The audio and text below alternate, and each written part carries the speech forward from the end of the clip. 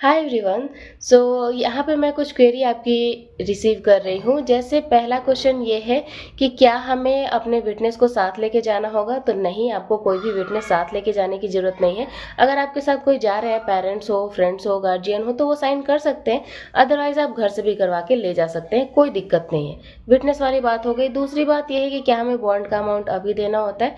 जी नहीं, बॉन्ड का अमाउंट आपको तब देना होता है जब आप जितना समय आपको दिया गया है कि अगर आपको 2 साल का बॉन्ड बनवाना है, 3 साल के लिए इतने लाख का बॉन्ड बनवाना है, तो उस समय सीमा के अंदर, उस स्टिपुलेटेड टाइम के अंदर अगर आप जॉब छोड़ते हो तब आपको बॉन्ड का अमाउंट पे करके जाना होता है।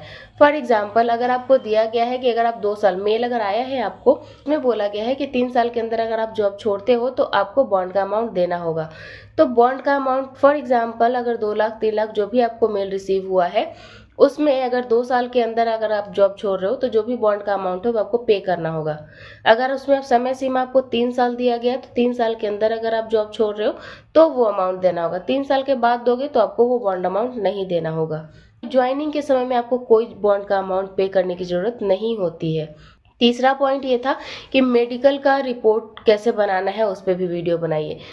मेडिकल में जो जो जांच आपको बोला गया है करवाने के लिए, ब्लड टेस्ट करवाना होता है, एलएफटी करवाना होता है, एक्सरे करवाना होता है, चेस्ट एक्सरे करवाना होता है, तो ये सारे मेडिकल टेस्ट के बाद जो आपको फॉर्मेट दिया गया है वेबसाइट पे, उस फॉर्मेट को ऑथराइज सिग्नेटरी, जो भी आपको हॉस्पिटल में जाओगे, गवर्नमेंट हॉस्पिटल में, वहाँ पे जो भी ऑथराइज सिग्नेटरी हैं उनको वो सारे रिपोर्ट्स आप दोगे। प्रेफर करना कि जहाँ से वो फॉर्म बनवा रहे हो, जहाँ से वो फॉर्म फिल करवा रहे हो, वहीं पे जांच करवा लो, या तो बाहर का वो शायद नहीं मानते हैं, तो वहीं पे जांच करवाओ, उनको दो सारे रिपोर्ट्स की ऐसा ऐसा सिचुएशन है, और वो सब कुछ देख के वो साइन कर देंगे। आप बाहर से भी करवा के कोशिश कर सकते हो, उस पर भी साइन कर देते हैं। मेरे केस में ऐसा ही था, मैंने किसी और हॉस्पिटल से जांच करवाया था और किन्हीं और के यहाँ बनवाया था।